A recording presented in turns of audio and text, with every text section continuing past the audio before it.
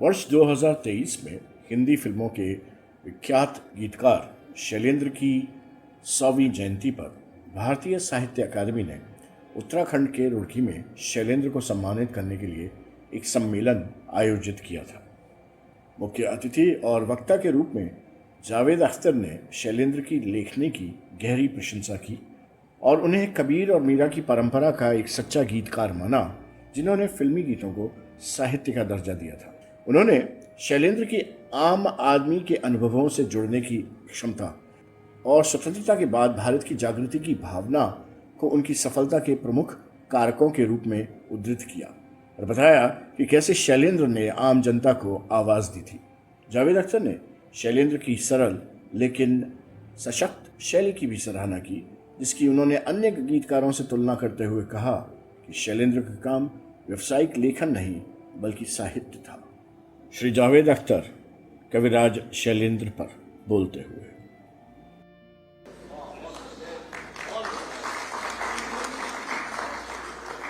मुझे एक बार मजरू साहब ने बात कही थी और मुझे ऐसा ख्याल है कि अगर उन्होंने नबी की हुई होती तो मेरी समझ में किसी दिन आ जाती। उन्होंने कहा था कि देखो, हम लोग शायर हैं, फिल्मी गाने लिख लेते हैं, गीतकार सिर्फ एक है, शैलेंद्र, बस वही गीतकार। शैलेंद्र जी, कोई भी बड़ी चीज, कोई भी बड़ी बात, कोई भी बड़ा इंसान हवा में नहीं होता। पहाड़ की चोटी पहाड़ के ऊपर होती है, लेकिन नीचे एक पूरा पहाड़ होता है ना, तो जितना बड़ा पहाड़ होगा उतनी ऊंची चोटी होगी। शैलेंद्र जी के पीछे के नीचे दो बहुत बड़े पहाड़ हैं। एक तो हिंदुस्तानी परंपरा का, जो कबीर और मीरा और नजीर और मीर से होता हुआ न जाने कितने शहरों से गुजरती हुई वो गंगा पहुंची उनकी आवाज में। उनका रिश्ता इन तमाम लोगों से है। और दूसरे, वो जिस दौर में पैदा हुए थे, उस दौर में समाज में एक जागृति पैदा हो रही थी। उस समाज में ऊंच नीच, एक्सप्लॉयटेशन, जुल्म, सितम के खिलाफ आवाज उठाने की आरज़ू थी, और वो आवाज शैलेंद्र था। अगर समाज में ही आरज़ू न हो, इस एहतिजाज का, इस प्रोटेस्ट का पहाड़ ही ना बने, तो चोटी कैसे बनेगी? ये वो वक्त था जब प्रोग्रेसिव राइटर्स मूवमेंट था। ये वो वक्त था कि जब इप्टा अपने नाटकों से लोगों में जागृति पैदा करने की कोशिश कर रहा था। उन्हें जरूरत थी एक शैलेंद्र की, सो शैलेंद्र पैदा हुआ। जब समाज को जरूरत ही ना रहे, जब समाज को ध्यान ही ना रहे, फिर क्या होगा? उस समय एक शैलेंद्र की जरूरत थी और एक शैलेंद्र हमें मिला। मेरे जहां तक संबंध है, मैं कई ऐसे सूरज हैं जिनसे रोशनी मांगी है, किरणें मांगी हैं, और उनमें से एक सूरज शैलेंद्र भी है। हो सकता है मैंने किसी इंटरव्यू में बहुत से शायरों का नाम ले लिया हो। अजीब इत्तेफाक है कि आज मैं जब आ रहा था, हम दोनों साथ में थे, इरशाद कामिल साहब, तो मैंने कहा कि सच ये है कि आज या पिछले कुछ बरसों में बहुत बड़ा सॉन्ग राइटर बन जाना इतना मुश्किल काम नहीं है, इसलिए कि हैं ही कितने और कैसे। ये वो वक्त था कि मामूली से मामूली सॉन्ग राइटर, जिसे आज हम कहेंगे कि तीसरे दर्जे पे, चौथे दर्जे पे था उस वक्त, वो भी निहायत अच्छे गीत लिखता था। एक लिस्ट थी। जो नाम आप बता रहे हैं वो मैंने इसीलिए बताए होंगे कि कौन कौन लोग इनके पीछे थे, इनका मुकाबला किससे था, ये किससे एक्सेल किया है इन्होंने, किनसे आगे निकले। एक लिस्ट थी शायरों की, कवियों की, और एक से एक लिखने वाला था। अगर उसमें शैलेंद्र और साहिर इस जगह पे पहुंचे कि सबसे पहले मैं इनका नाम लूं, तो बहुत मुश्किल काम था ये, उनका वहां पहुंचना। आज अगर आप चोटी पे पहुंच जाएं तो चोटी है ही कहाँ, छोटा सा टीला है, उसके ऊपर पहुंच गए। उस वक्त हिमालय पहाड़ था। तो ये हम लोगों पे मैं समझता हूं वो तमाम लोग जो कोशिश करते हैं अच्छा गीत लिखने की, ये हो ही नहीं सकता कि उन पे शैलेंद्र जी का इन्फ्लुएंस था, मुमकिन ही नहीं। ठीक है, हमने अपने बहुत से बड़ों से सीखा है, हमने शायर से भी सीखा है, मजरूर से भी सीखा है, लेकिन जब हम सिर्फ गीत लिखने के अंदाज में आते हैं तो शैलेंद्र जी से सीखी हुई बहुत सी बातें काम आती है हमारे। सादा से सादा जबान में जो बात कहनी है, मुश्किल जबान में कहना बहुत आसान है, लेकिन आसान जबान में कहना बहुत मुश्किल है। घायल मन का पागल पंछी उड़ने को बेकरार, पंख है कोमल आंख है धुंधली, जाना है सागर पार। ये क्या है? ये हो ही नहीं सकता कि लिखने वाले ने दिल से ये बात महसूस नहीं की हो। वो शब्द जिंदा ही नहीं होते हैं जब तक वो जो लिख रहा है उन शब्दों को महसूस नहीं कर रहा। ये कमर्शियल राइटिंग नहीं है, ये राइटिंग है और लिटरेचर है। तू प्यार का सागर है, तू प्यार का सागर है, तेरी एक बूंद के प्यासे हम, तेरी एक बूंद के प्यासे हम, लौटा जो दिया तूने, लौटा जो दिया तूने, चले जाएंगे जहाँ से हम, चले जाएंगे जहाँ से हम। तू प्यार का सागर है, तू प्यार का सागर है, तेरी एक बूंद के प्यासे हम, तेरी एक बूंद के प्यासे हम, तू प्यार का सागर है।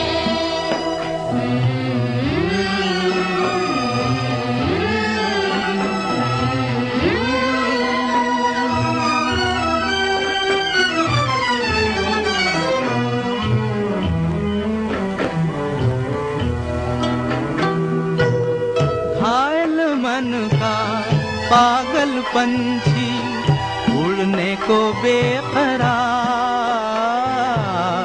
उड़ने को बेकरार,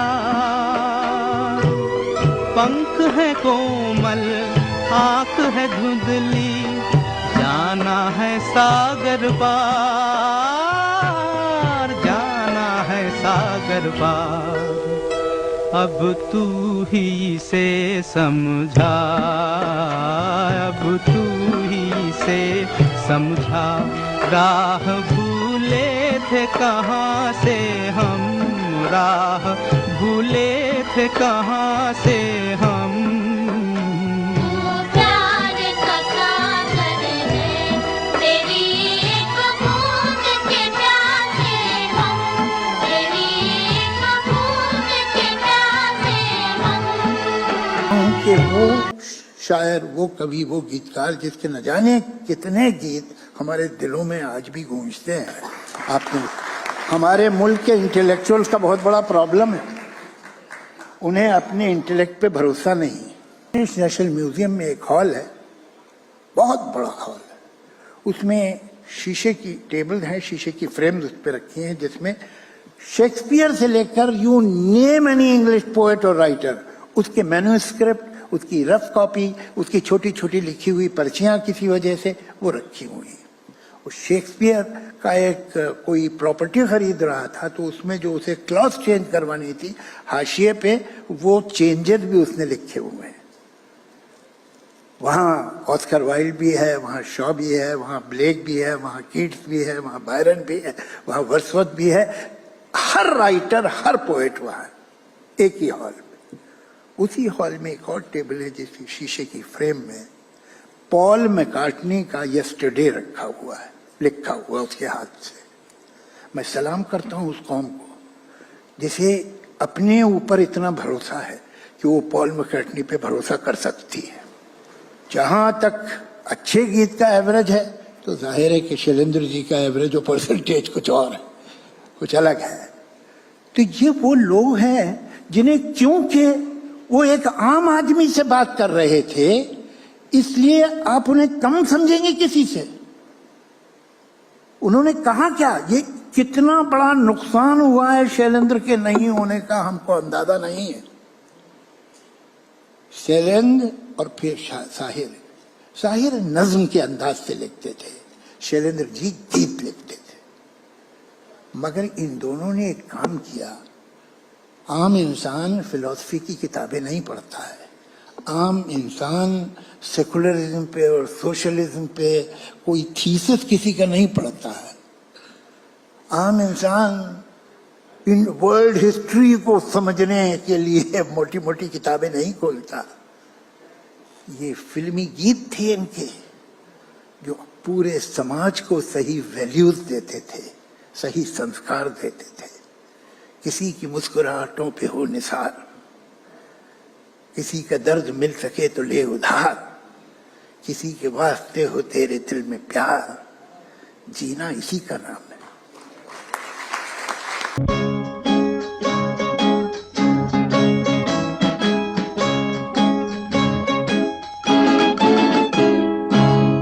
किसी की मुस्कुराहटों पे हो निसार, किसी का दर्द मिल सके तो ले उधार, किसी के वास्ते हो तेरे दिल में प्यार, जीना इसी का नाम है।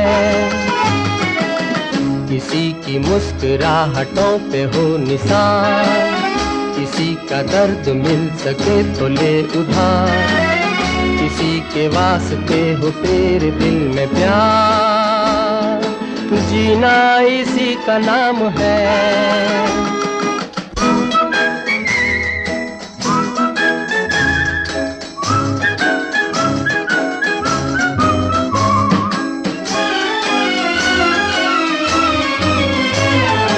माना अपनी जेब से फकीर है, फिर भी यारो दिल के हम अमीर हैं। माना अपनी जेब से फकीर है, फिर भी यारो दिल के हम अमीर हैं। मिटे जो प्यार के लिए वो जिंदगी, जले बहार के लिए वो जिंदगी, किसी को हो ना हो हमें तो एतबार, जीना इसी का नाम है।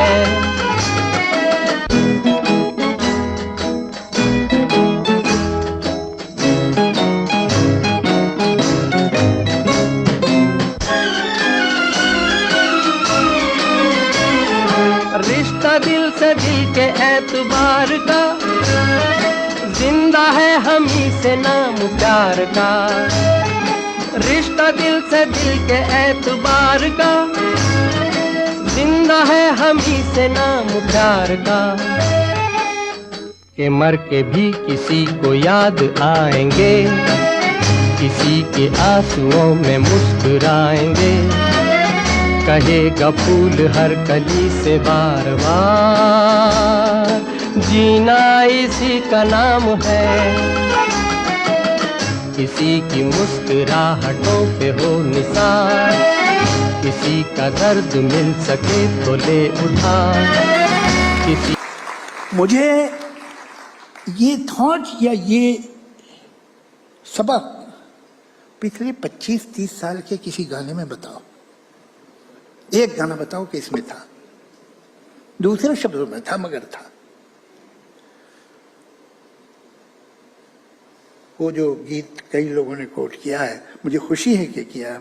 मुझे मालूम नहीं था कि इतने लोगों को याद है कि आलू टमाटर का साग, इमली की चटनी बने, रोटी करारी सिके, घी उस पे असली लगे।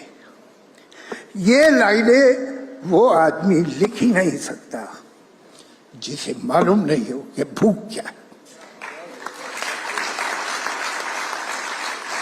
वो लिख ही नहीं सकता। ये तो सेंसिटिविटी तेज होती है भूख में कि वो कहीं भी खुशबू उसके, आटे की खुशबू उसके नाक में आती है। जब वो 3 दिन भूखा है। ये गीत सिर्फ वो आदमी लिख सकता था जिसने भूख को एक्सपीरियंस किया है। खाने का इतने प्यार से भरे पेट का आदमी लिख ही नहीं सकता। सूरज जरा आ पास आ, आज सपनों की रोटी पकाएंगे हम। है आसमां तू बड़ा मेहरबां, आज तुझको भी दावत खिलाएंगे हम। सूरज जरा आ पास आ, आज सपनों की रोटी पकाएंगे हम। है आसमां तू बड़ा मेहरबां, आज तुझको भी दावत खिलाएंगे हम। सूरज जरा आ पास आ।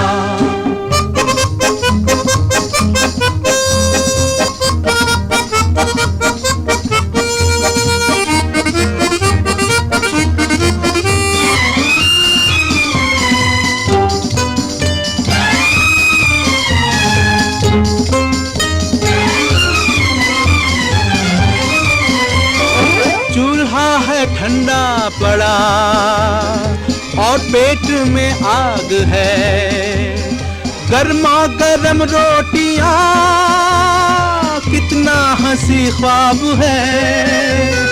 चूल्हा है ठंडा पड़ा और पेट में आग है, गर्मा गर्म रोटियां कितना हंसी ख्वाब है।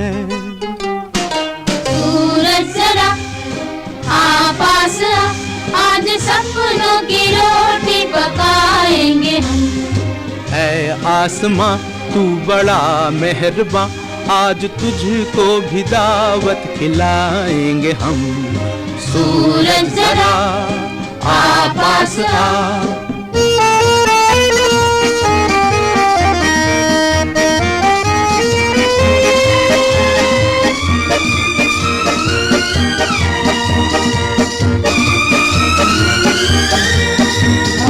आलू टमाटर का साग, इमली की चटनी बने, रोटी करारी सी के घी उस पे असली लगे।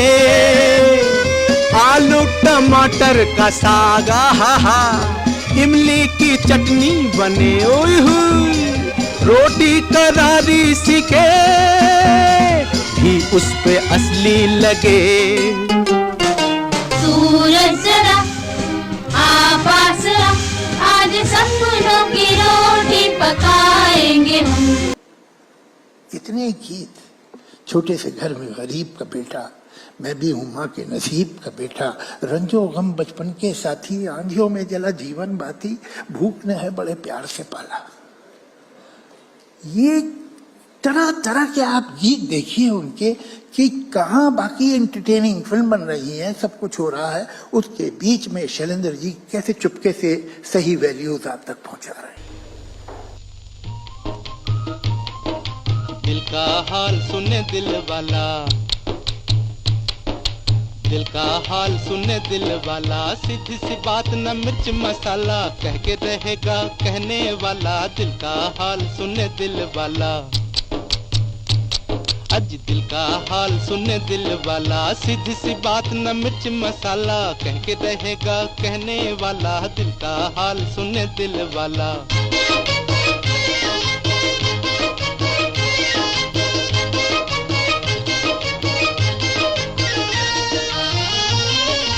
छोटे से घर में गरीब का बेटा,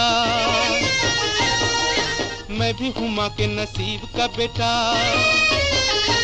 ओ छोटे से घर में गरीब का बेटा, मैं भी हूँ माँ के नसीब का बेटा। रंजो गम बचपन के साथी, आंधियों में जली जीवन बाती, भूख ने है बड़े प्यार से पाला।